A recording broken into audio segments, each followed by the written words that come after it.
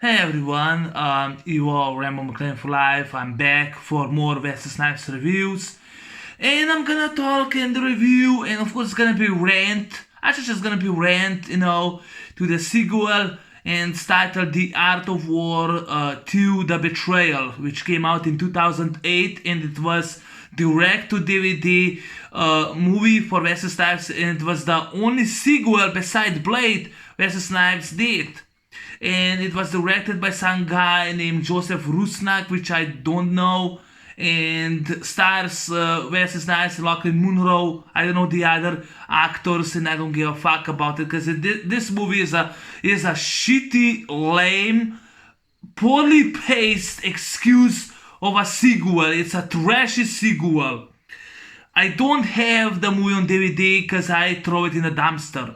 I bought it 2 years ago, during the pandemic crisis. I bought the DVD for Wesley Snipes. And I only have this one because I don't know why is the sequel to this movie at all. Why is this movie exists? Because beside the title, it has nothing to do with the first movie.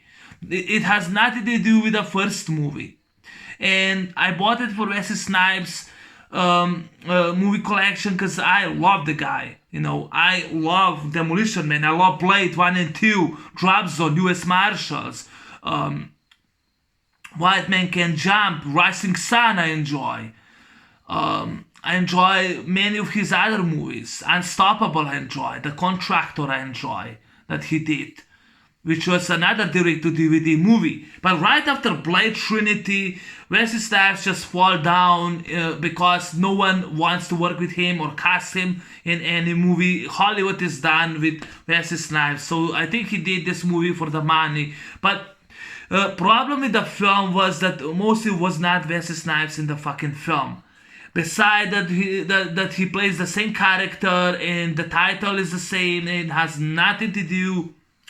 It really has nothing to do with the first movie at all. This is just lame, poorly excuse for a sequel. It was not needed. Because the first movie was this and this wasn't. The third one was even piece of shit film. Someone did a review the third one. I'm only gonna review the first two movies. I'm not gonna talk about the third movie because the third movie was Anthony Trench that took role of Neil Shaw. But I don't know why the fuck was even needed. Why was a sequel needed at all? It just makes no sense. And this was definitely one of Wesley Snipes' worst films. Now, the story talks about Neil Shaw, who's now hiding. He's no longer he's no longer a coward. He's no longer coward operative United Nations. They don't even mention that he worked for the UN. They don't even mention that he was coward operation. It has nothing to do. It has nothing to do with the first movie. And it's been 8 years. It looks like Wesley Snipes is barely. I mean, it's not the same character. It's like, I don't know if this is the same character we saw in the first movie, because even the costumes for Wesley Snipes suck, and most of the time I feel like his voice is dubbed, and for the fight scenes he's not even in the film. But I'll get more into it. So first off starts with a lame shitty music score, and Wesley Snipes practice some shitty moves that's not even Shotokan karate. It's just some dirty dancing he's practicing. He gets a call, and someone tells him that his mentor and friend, mother, which was never mentioned in the first movie, he is dead. He was murdered. So Shao goes now, after a long time from hiding. He goes out of the shadow. He goes to the visit on the friend's funeral. He meets the guy who played mother's daughter, and then we see a flashbacks that he was the guy who was his mentor was he actually trained him the martial arts and everything. He trained him. He was his mentor and his father figure, and he was being called by mother. So he meets this girl who is Melina. I think it was Helena or Melina. She's the daughter of mother, and in the meantime he goes to visit his friend Garrett, played by Lachlan Monroe. He's an actor on the set. And when he sees, when they're shooting, like they're in Iraq or they're actually shooting a movie, he asks him, what do you think? So he gets a call from this from mother's daughter. He goes to the gym. There's a shitty dancing. There's a shitty lame dancing. And yeah, that was it. So his friend Garrett calls him and he tells him that he start running for the Senate for senator, and he's now blackmailed, and people are blackmailing him, in which they want that he does not run in for the senator. So he asks Neil to find out who is doing that, who's behind this. And Wesley Snipes says, I'm not a detective. And there's some guy tries to kill him, and Wesley Snipes jumps like a monkey, and it doesn't look like that was Wesley Snipes. Even his technique is wrong, so it wasn't Wesley Snipes. Even that they try, or they put some lame CGI, but that was not Wesley Snipes fighting the guy on the boat. The guy jumps off the boat, and that's it. He disappears like a ghost. From most of the part, it's just not only a shitty, lame acting performance, but Wesley Snipes barely in the goddamn film. So there's this guy, I think he was a weapons dealer, or was, I don't know what the fuck was he doing. He was like stolen weapons. I don't know what the fuck the guy was even doing the fucking film. So Neil Shaw decides to find out who killed his mentor and why, with the daughter of his mentor. He's looking the mystery, and all the leads brings him back to the politics, back to congressmen who are also running for the Senate, for the office of the Senate or whatever. And he and his new girlfriend became the targets of those weapons dealers. But all the leads at the end brings him to this guy, played by Lachlan Monroe, who's Garrett. And it turns out that girl wasn't daughter of mother. She was actually working for Garrett, and like all the congressmen now, even the guy who's a drug dealer has been killed, or weapons dealer, he's been killed by Wesley Snipes, and now because no one is now competition to get it, he has a free, and he's gonna become a senator, and that's what he wanted. And it turns out that girl was actually his operative. She was working for Garrett. And Wesley Snipes' person named that he's betrayed, so he grabs her, shoots her with a silencer, and that's mostly is the film. That's actually mostly is the film. And and the guy, Garrett, grabs the gun, tries to shoot Wesley Snipes, and the guy was a dumbass because Wesley Snipes is wearing gloves.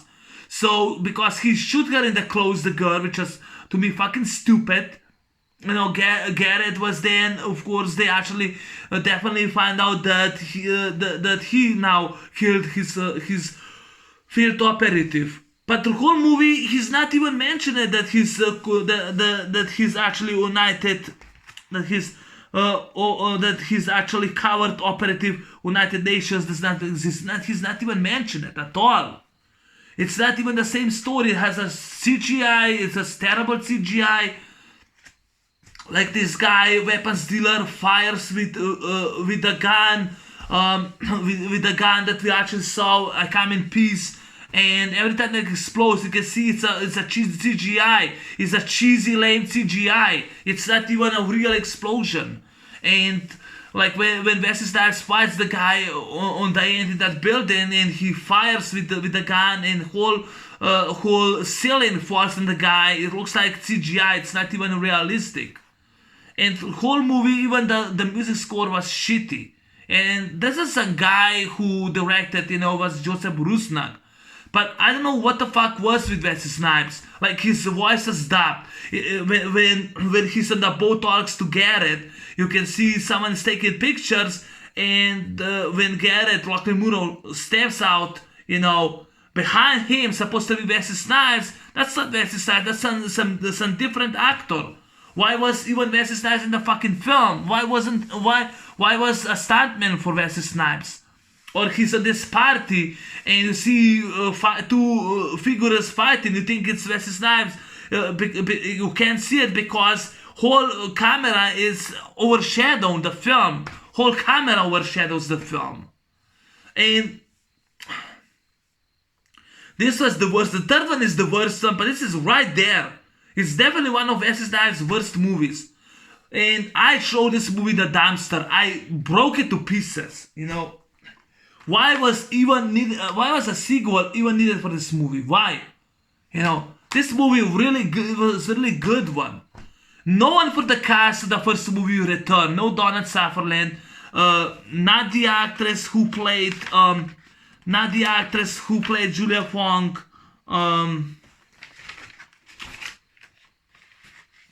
Not Mauri Chankin. He didn't return. No Donald Sutherland. No Marie Matiko, not even, no one actually did return. No one actually returned. This was a shitty direct-to-video movie. It sucked. It was a piece of garbage movie. It was a trash movie. Just like The Light, that's how the movie was. And this is a really disappointing flick for Wesley Snipes. And yes, I love him. I'm a huge fan of him. I love Blade 1 and 2, his best movies. I love Demolition Man, Drop Zone, U.S. Marshals, love those movies he did. I love Rising Sun. I love White Man Can Jump, Unstoppable, The Contractor, which I enjoy. There are two his direct-to-video movies that are really good. They're not bad. But this was a shitty, poorly paced, snore fest of a movie.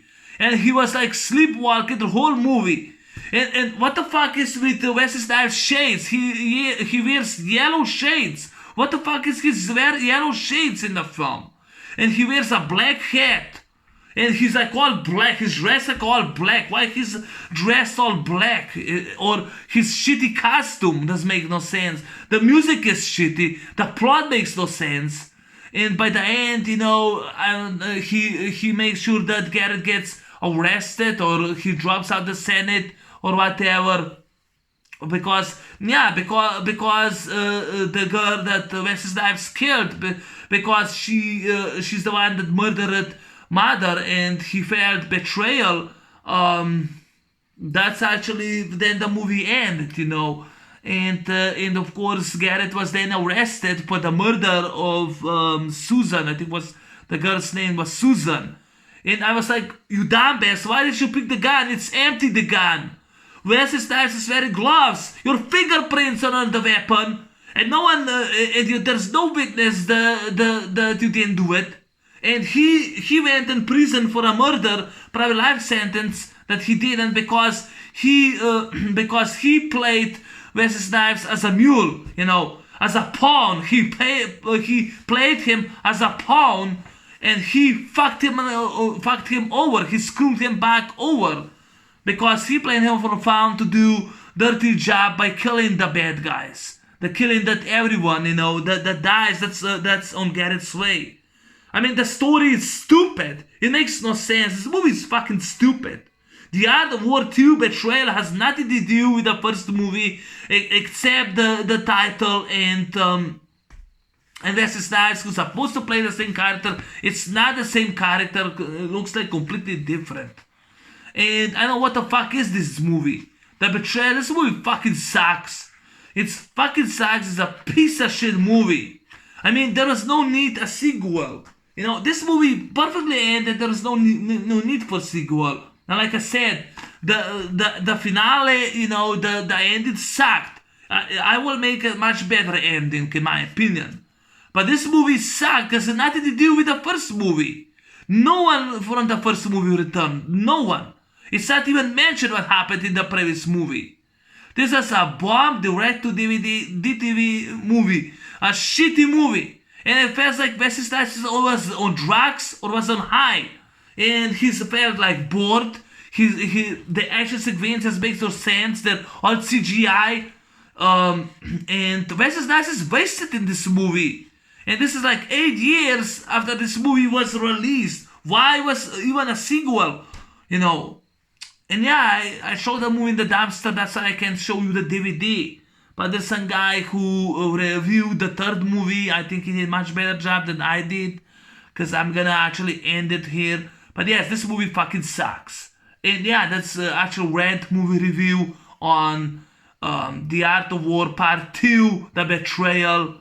Fuck this movie, man. This is definitely one of Snipes' worst movies ever. Anyway, that's my RANT movie review on The Art of War Betrayal Part 2. Take care and I'll see you next time. I'm out. Peace.